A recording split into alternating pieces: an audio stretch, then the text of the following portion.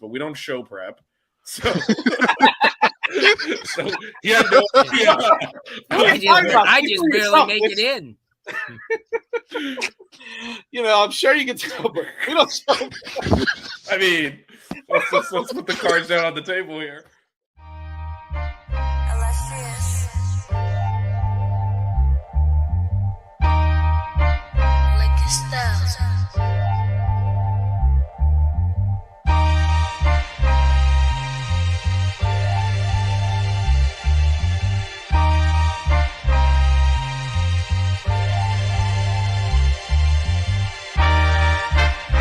Miami Hurricanes, yeah. You know the name already. It's Mercy, ha ha. It's a 6-Rig Kane show. Can't forget the name though. Got Jazz, Blue, Vision, DJ, break the game code. Ain't no changing them, ain't no breaking them. Real Portland live from the Hard Rock Stadium. Ball 14 for the orange and green. We see the 6-Rig champs. There's more than a dream. This is life on the field. Beyond 100 yards, a hurricane that's never still put a damage to your squad. The 6-Rig Kane show. The 6-Rig Kane show. The 6 Rings Kane show.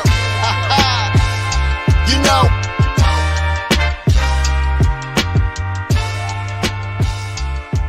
What's wrong with us? Seriously. What's wrong with us? We're Miami Hurricanes fans. Welcome to the 6 Rings Kane Show, a show dedicated to Miami Hurricane sports, featuring the legendary Larry Bluestein, Jazz Santana, Vish, and Danny Gillette. Let's go Canes. Hey, welcome back, everybody, to the 6 Rings Canes show. We are down a man. I don't know where the hell Bluestein is, but he may be joining us shortly. I know he's got a show today, so I don't know if he's gonna join us or not. However, before we get things started, we definitely want to thank our sponsor who we missed last week. Let's just put it that way. We missed them. We missed you guys. Let's talk about the fellas over at You Break Will Fix. Have you ever run over a pothole so hard your steering wheel shakes? Are you constantly losing air in your tires that you need to keep adding air to them? Chances are there's an issue with your wheels, and You Break Will Fix is your solution. You Break Will Fix is Miami's premier wheel repair and restoration company with over 20 years of experience and located in North Miami. You Break Will Fix offers quick repairs for damaged wheels, and in most cases can offer free loaner wheels to help you stay on the road while they repair your damaged wheels. If your wheels are looking weathered and it's time to freshen up your car, don't replace, refinish. Their in-house wheel refinishing solutions, such as powder coating, machining, and polishing, will give your car the like-new look it deserves. So contact Mark and his staff at 305-748-0112 or on all social media outlets. It's at You Break Will Fix. That's at the letter U, Break Wheel Fix. Mention 5 reasons and get 5.5% off your next repair. Contact Mark at You Break Will Fix Powder Coating and Wheel Repair, 305-748-0112. Before we break the other news that always breaks on Tuesday, right after our show, of course, just come to find out that Coach Cooney is leaving to become the new wide receivers coach at Bowling Green.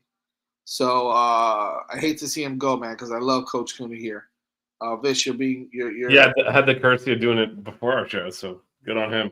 Thanks, we appreciate it, Pop. Yeah. But no, look, good for him. Congratulations, man. Well deserved. He's been with the program for a while. He's been a loyal Hurricane, a great recruiter. Was able to develop some great relationships with a lot of teams, a lot of coaches, a lot of players.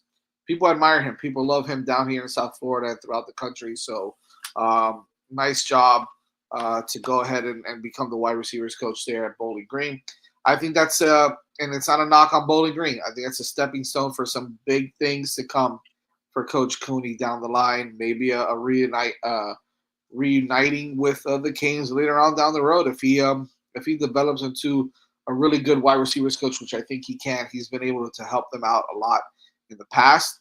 I think he's got an opportunity to do some really big things in college football and wherever he ends up. So congratulations to him. He will be missed, especially on this staff, but good for him. Good for him. Yeah. Speaking of coaches, though, Miami was able to steal one from another local, well, I guess you could, state team, state team.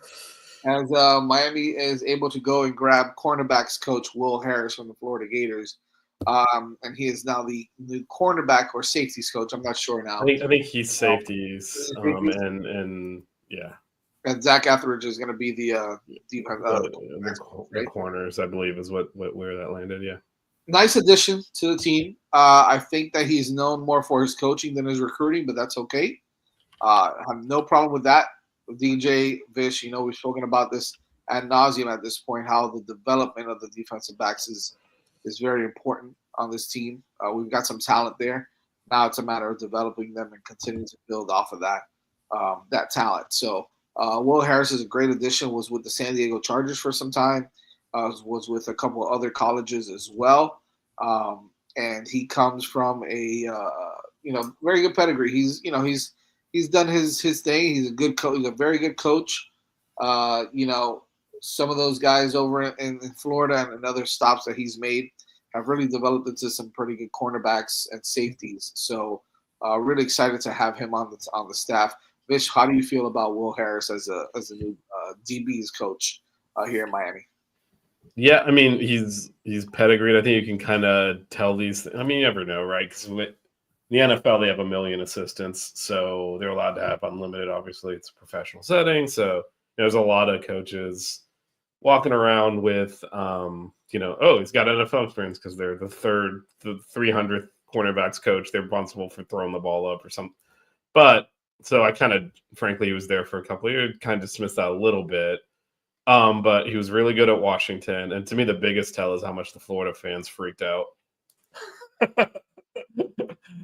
I mean, they were not happy, and not just because he went to Miami. They were that was a big loss for them and a hole that they're going to have to fill. So, I mean, that's kind of always the tell when you poach a coach from someone else and their fans just completely freak out. But obviously, when it's a rival, it's different. But just as an example, before he left, if like Guidry had been hired over Florida, we wouldn't have batted an eye, right? And like, all right, fine, if you want to do that, go for it. But they were very upset he left, and so that's always a good sign. I do think our defensive, it's an interesting staff we've constructed. DJ and I, in that show we did by ourselves a few weeks ago, talked about how there's a lot of holes. Be interested how they filled it. I did not have 2 defensive backs coach on my bingo card. It turns out nope. There's the Heatherman's going to also coach linebackers, so he's DC and linebackers.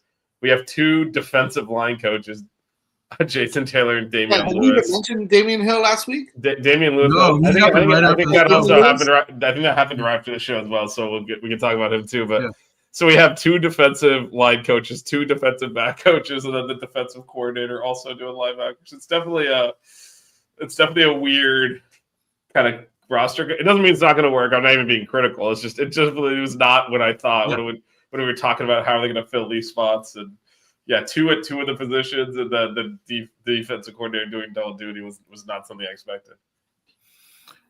Hey, I just see here that Trent Harris is actually has been promoted to the outside linebackers coach at the University of Illinois. So shout out to him I didn't even know he was coaching in college football, but I know that, once he left Miami, he played with the Giants for a little while and played with the Giants, the Patriots, and the Dolphins, right? If I'm not mistaken. And had some pretty good success for a little while as a kind of like your edge guy, rush guy. We know at Miami whenever he was in, he was one of those, electric guys, right? That kind of hyped everybody up, made some really nice plays. I don't want to say he was amazing here, but he was a solid player, key contributor, hustle guy, hardworking guy. Apparently, he is the outside linebackers coach for the University of Illinois, which is kind of cool to see. So a lot of Miami Hurricane former players look to be coaching or coaches are making some moves. So that's one guy that I'm sure to keep your eye on too as a future coach for a big time program also. So I'm just kind of going down the list to see what's going on a little bit. But yeah, I mean the other one, right, is Damian Lewis, coaching in the NFL for a while. Coaching, in some big time positions in the NFL, then went over to Colorado, coached the defensive line there, and with some other guys, actually, some big name guys that Coach Dion had over there. But now he comes home to Miami to coach the defensive line with Jason Taylor, and I think that it's a bit of an upgrade from Coach Joe. Not a knock again. Love Coach Joe and his energy, but Damian Lewis is a guy that's done it in the NFL, done it at the collegiate level. Won some big games as a player as well, and I love to see him come in and coach his alma mater. Not just because it's a Miami hire, but because the guy's a good coach, and that's first and foremost before anything else. Is that they looked at him, they said this guy's a good coach. It doesn't hurt that he's a former Hurricane, but I think that's a great addition to the Hurricanes as well. I don't know how you guys feel about that, but that kind of rounds out the staff, as you mentioned, Vish. Heatherman's going to coach the linebackers, of course, which I'm totally okay with. I'm fine, right? That's his bread and butter. That's his cup of tea. He's putting trust in hiring two guys on the line, two guys in the backfield. You know what I mean?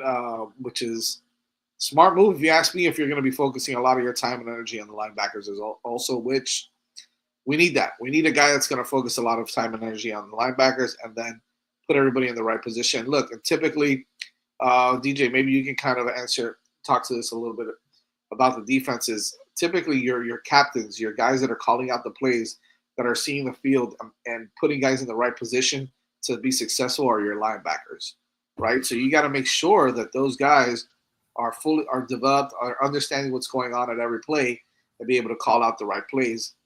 Heatherman, again, that's the guy, right? That's what he's known for, is linebackers. So I think it's a bad thing, right? Absolutely. And just to kind of shed light on this a little bit, one of the best guys that I ever saw be able to call out defensive plays was a linebacker in Luke Kuechly. I got a chance to watch him about a half hour from here. Boston College is about a half hour from my house, and he was a linebacker, obviously, and he was able to call the plays, diagnose, and take it from there. So normally on a defense, you look for your linebackers, and sometimes not even your linebackers, but maybe your smarter player. But by and large, the guys that can cover the most ground, the guys that can, see kind of the offensive formations a little bit better are the linebackers. So they call out the plays. They have the green sticker, I think it is, in the NFL or something to that effect, and they're able to call the plays. And, when you look at, the struggles that the linebacker group had last year, maybe that wasn't the most effective way of doing things. But now with the revamped defensive staff, I definitely feel a lot better about where, this linebacker unit is headed, because I believe that this, new batch of coaches can get the most out of those guys. Yeah, and Will Harris being the safeties coach, Vish, another guy that can help develop those safeties into being those leaders as well, the Zaquans and Zachariah Poyser, and a lot of these guys that we brought in, and some of the guys that are still there. I think that's great also, because you can kind of mix and match. As Mohammed said, sometimes DBs are the captains as well. Typically, you see safeties that are your captains, because they're kind of like the center field, right? They can read the whole field as well. Yep. So, a guy that's like that can come down in the box, that can play a safety position, a la, like I said, Zaquan, Poyser, those kind of guys, right? And some other guys that we have there at that position.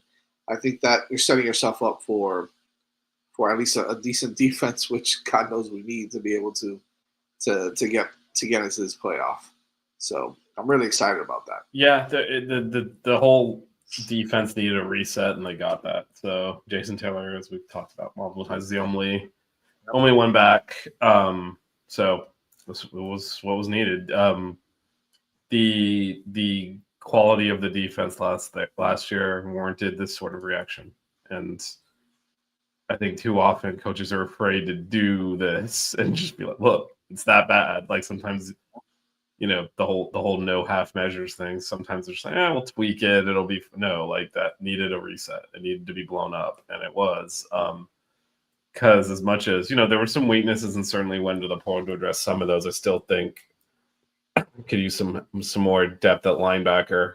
But this defense was not completely void of talent last year, but it played like it was, and so it definitely needed a reset. And I think talking about the most underachieving position on the team was definitely defensive line. Got run on, couldn't pressure quarterbacks like that with that unit. Not really acceptable. So yeah, Damian Lewis can maybe help with that, right? Yeah, he's pretty good at that position, right? Well, he was defensive tackle. So I think our ends, we got a Hall of Fame defensive end coaching the ends, but we'll see. I mean, we'll see. It's going to be a lot of how they gel together, because when you have these, now it's at multiple positions, we have two coaches, so how well they communicate, right? It's I know there's a bit of history between Lewis and Taylor as well, that they know each other obviously from the NFL. I don't know if they ever played together, but I know that they know each other a little bit. So hopefully it translates to them having a, like you said, chemistry. Well, they got you don't obviously an entire defense. That's why you have a position for defense and for offense, for that matter, called coordinator.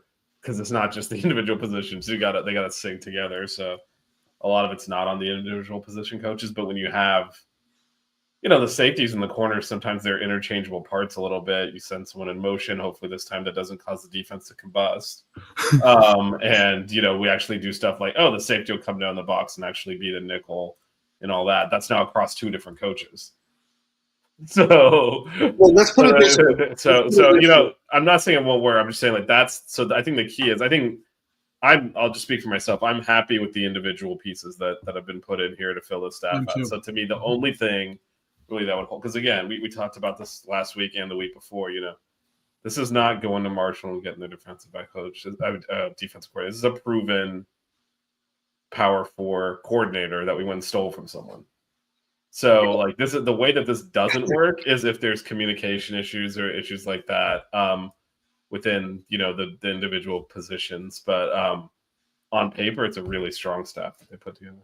Well, let's put it this way: if you don't believe this is a strong staff and that Will Harris pickup was a good one, there's already rumors of certain NFL teams trying to poach him from the Hurricanes, and he just got to Miami, right? So he's already there working and recruiting and coaching kids. And there's already rumors of him going to the NFL. Same thing with Kevin Beard.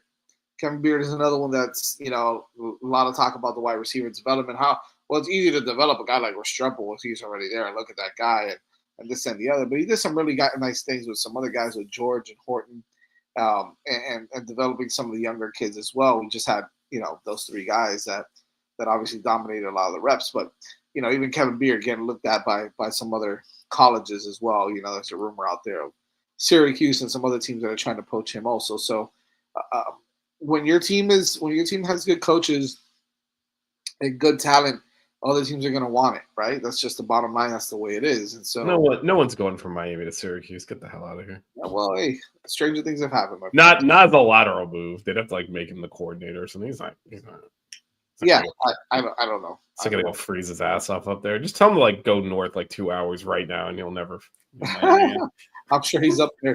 He's up there recruiting right now. Gets off the plane. It's you know what? No kidding. I'm sure he knows what that's like. But God knows what it is. But that just kind of shows you, right, the level of talent that we have on the staff now. It's a matter of them being able to develop these kids and continue to win. To win some ball games. I know some of the some players love that Will Harris is here now, right? Obviously, the biggest one is Jalen Waters. We talked about him before. DJ, you've talked about him before. Yep. Very good defensive back who committed to the Gators recently, but Miami has always been going hard on him, and trying to flip him. He finally decommitted from the Gators recently, and it looks like he's going to be crystal-balled or has already been crystal-balled to the Hurricanes to flip over to us as well. So you're going to see some of that. Obviously, you've got some of the young guys like Hilton Stubbs and Ben Hanks and those guys that committed to other schools, the Gators and whatnot. That might say, hey, it's got to be a way for me to get over there. You'll see a lot of that. You'll see a lot of that in college football, period. But Will Harris is a very, very good coach, and so we're excited to have him on the staff. If he does go to the NFL, just go pick up DVD and get on with it, and let's just move on with our lives. Tell them we're done with this shit. It does drive me crazy. I get a little annoyed about it. About he just got here and now he's going to go to play and now he's going to go coach in the NFL, or he just got somewhere and now he gets poached by an NFL team. It's like it's annoying to me. It's annoying to me. You haven't even stepped foot on the damn field yet, and you're already getting poached by someone else. Like to me, it's annoying because it's like, why don't you do it before? You waited for him to go somewhere else for you to be like, oh man, we should have gone after him earlier, and now you're gonna go after him after. Like, that's annoying to me. You know what I mean? But the NFL works on a different timeline than college football, so that's always going to happen. Like head coaches are just get hired after the Super Bowl sometimes, so like they're building their staff out now. So that happens, and then once one coach moves, then dominoes fall all over the NFL. So yeah, and anyone that changed coaches, they don't necessarily have their staff filled out. So that's NFL is just a different animal, and it eats everything in its path. That's crazy. That's crazy. Anyway, did they score again? Did they score again? And like I said earlier, the NFL doesn't have limits on coaches, so they might just decide, hey, we want another defensive backs coach for like the sixth one on the staff. Have you ever seen an NFL staff? There's many coaches as players. It's the way they operate. And that's true. I mean, look at Ken Dorsey going to be an offensive analyst for your boys over there. God knows what that means. I mean, God knows what anything means over there at this point. Oh man, you gotta love. Anyways, we don't have our recruiting news right now. We're a man short, but it looks like things will start heating up now, especially with spring football a couple of weeks away. Really, it's like 15 days away, something like that. It starts March 3rd, if I'm not mistaken. Yeah. So. Yeah, wow. the spring game is the day of the last FSU baseball game. So That's right. Sporty day on campus. It's gonna be fun. So we'll obviously have some more stuff as we get closer to spring practice on football. But I'm not sure if we got anything else. You guys got anything? Well, I don't know if you saw if either of you saw the playoff expansion news or the collusion the SEC and Big Ten are currently engaged in. I did read a little bit about that. Yeah, so same here. I did read a little bit. Well, I'll just lay it out there and get your thoughts on it. So they're meeting in private, those two, to figure out how. Look, all right, we gotta get our teams in here even when they suck, and that didn't happen to the extent we wanted it to last year. So how do we fix that? That's the problem they're trying to solve.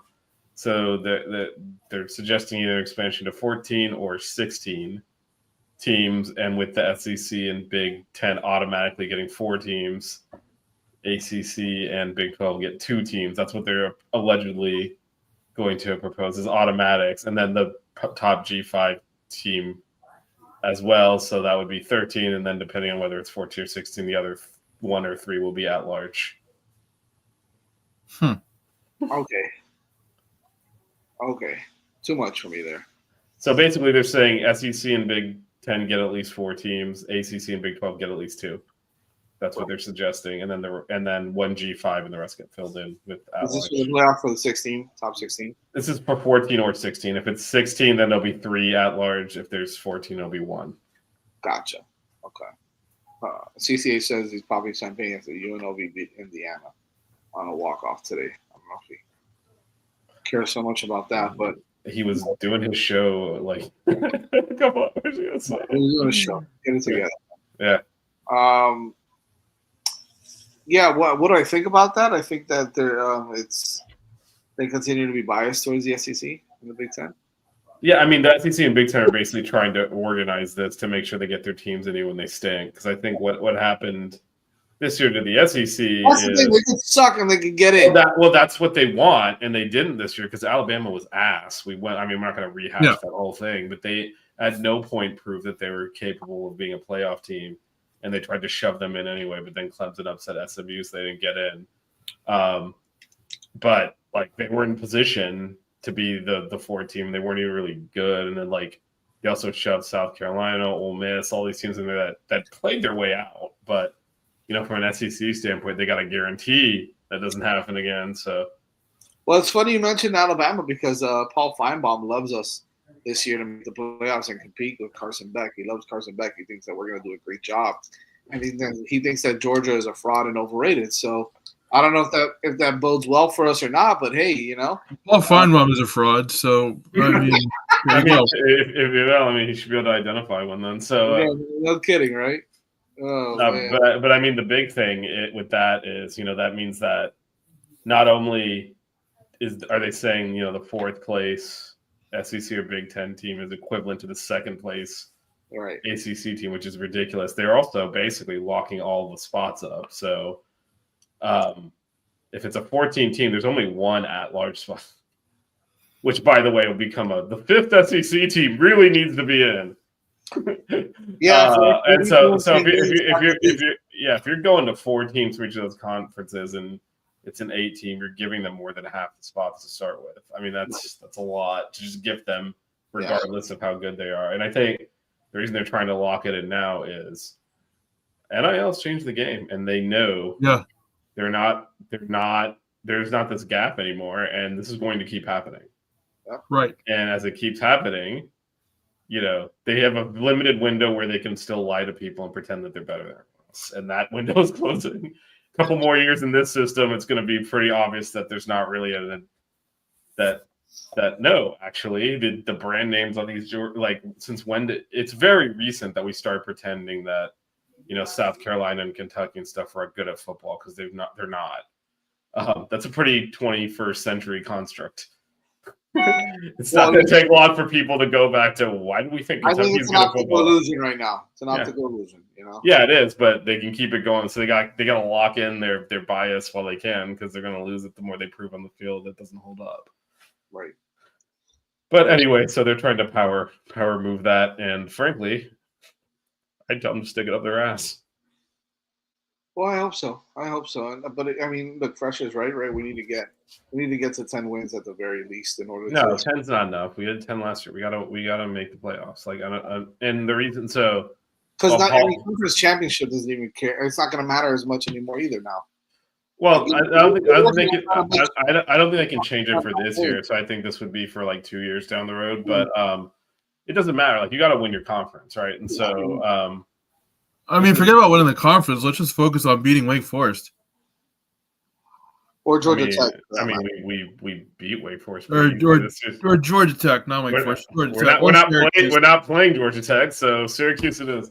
Hey, okay.